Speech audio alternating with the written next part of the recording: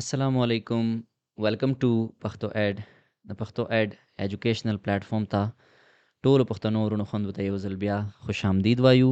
نن ویډیو کې به مونږ خبره کوو ریزیومې یا سی وی کریشن په باره کې. آلدو ټیکنیکلی ریزیومې او سی وی کې ډیفرنس ده، خو زیاتر ریزیومې او سی وی انټرچینجبلی دواړو لپاره استعمالیږي. ښه ریزیومې سی وی مختلف ټولز په تھرو باندې جوړیږي. نن به مونږ خبره کوو ریزیومې کریشن تھرو کینوا. ښه کینوا انسټال کول لپاره به تاسو څه چلو کوئ، تاسو به لاړ شئ خپل پلی سټور ته یا اپ سټور ته. هلته به تاسو ټایپ کوئ کینوا، هغې کې به دا اپلیکیشن تاسو ته راسي داسې، او انسټال باندې به کلیک کوئ. تاسو به دا اپلیکیشن ډاونلوډ کوئ او انسټال به کوئ خپل موبایل ډیوایس کې. هر کله چې دا اپلیکیشن ډاونلوډ شو تاسو موبایل کې، تاسو به دا اپلیکیشن اوپن کوئ. هغې نه بعد ساین ان کېدا مختلف طریقې دي. فلحال مونږ کوو کنټینیو وید ګوګل اکاونټ باندې زه لاګین کېږم په کینوا کې.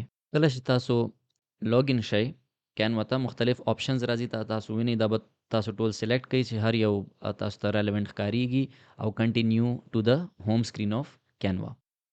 کله چې تاسو دا ہوم پیج وینئ، په دې کې به لیفټ سایډ ته ټاپ لیفټ د ټول نبره دا 3 لاینز وینئ، تاسو کلیک کوئ. مونږ به سلیکټ کوو دې ځینه ټیمپلیټس نه لاندې تاسو وینئ یو سرچ باکس ده. په دې سرچ باکس کې به تاسو ټایپ کوئ ریزیومې یا سی وی. هغې نه پس به تاسو سره مختلف ټیمپلیټس راسي. په دې ټیمپلیټس کې به د یو شي خیال ساتئ چې تاسو به د پرو ورژن نه سلیکټ کوئ. د پرو ورژن د علامه چې ده دا تاسو یلو کلر کې دا ویني، هغې سره لیکلی دي پرو. نو تاسو د پرو نه بغیر چې کومه ریزیومې سی وی ټیمپلیټ د تاسو سره کینوا پرو ورژن نه، نو تاسو یو سمپل سی وی ورژن سلیکټ کړئ او هغې کې ایډیټینګ شروع کړئ. اوکې، چې کله تاسو دا ټیمپلیټ اوپن ک، په دې کې تاسو سره مختلف انفارمیشن راځي. په دې سی وی کې تاسو خپل مرضی مطابق ایډیټینګ کولی شئ. مطلب زه ټایټل نیم سلیکټ کم د دې، او په نیم کې خپل نیم چې کم ده هغه انټر کم. ښه، نیم انټر کول نه بعد تاسو خپل ایمیج چې کم ده دا هم چینج کولی شئ. هر رقم ته کسټمایزیشن کولی شئ تاسو په دې. هغې نه بعد خپل پروفیشن ټایټل چې کوم ده هغه هم اپډیټ کړئ. لکه هلته ویب ډیزاینر ده، تاسو خپل اکارډنګلی هلته خپل پروفیشن ایډ. هغې نه بعد خپل کانټیکټ نمبر چې کوم ده هغه به اپډیټ کړئ، او د هغې نه بعد به ایمیل آی ډي به خپلې هلته انټر کړئ. ښه، دې نه بعد سیکشن ده اباؤټ می. دا یو اهم سیکشن ده، جسټ خاص طور باندې فرش ګریجویټس لپاره.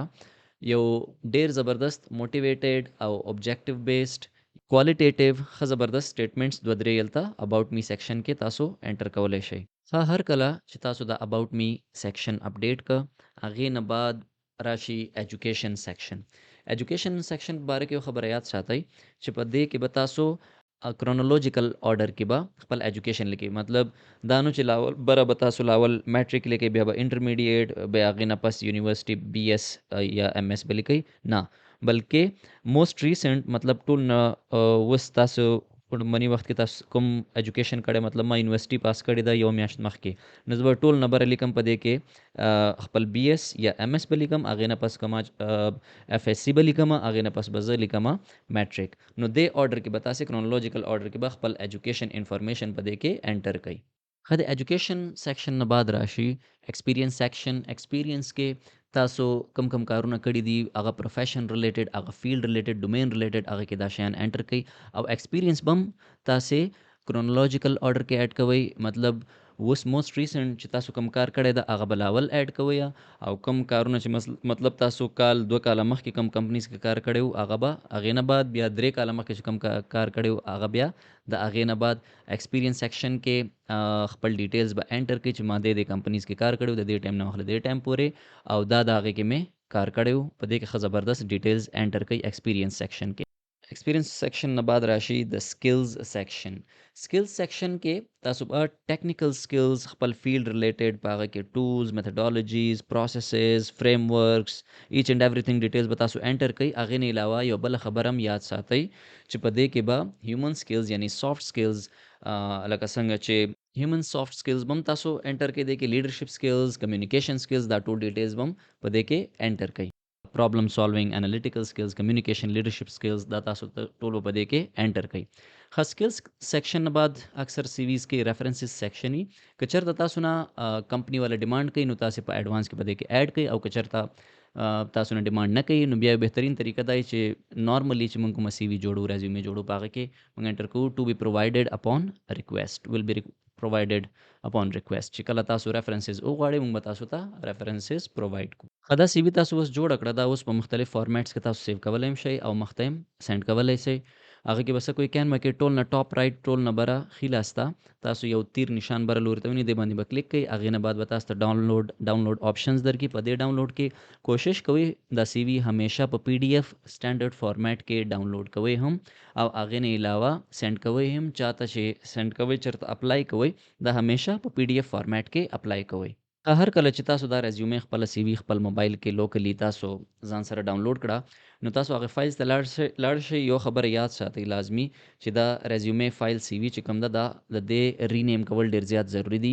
په دې باندې به تاسو خپل نوم ولیکئ او هغه سره به ولیکئ سی وي یا ریزیومې، هر څه نوم چې تاسو یې هغه به ولیکئ د دې سره ایز ان آیډنټیفایر. نو په ورډ فایل کې یا ایمیج فایل کې هیڅ کله هم خپله ریزیومې سی وي پروفیشنلی ډېر عجیبه ښکارېږي. نو ورډ فایل یا ایمیج فایل کې کله هم مه سینډ کوئ، همیشه پی ډي ایف فارمیټ کې د خپله ریزیومې سی وي اپلای کوئ، سینډ کوئ خلکو ته. امید لرم چې تاسو به دا نن ویډیو ډېره زیاته خوښه شوي. زموږ چینل پښتو ایډ لازمي سبسکرایب کړئ، موږ ته خپل فیډبیک په کمنټس کې لازمي راکئ، او دا ویډیو مخته هم لازمي شیر کړئ. وینو به تاسې پښتو ایډ را روانه بله ویډیو کې. تر هغه پورې السلام علیکم.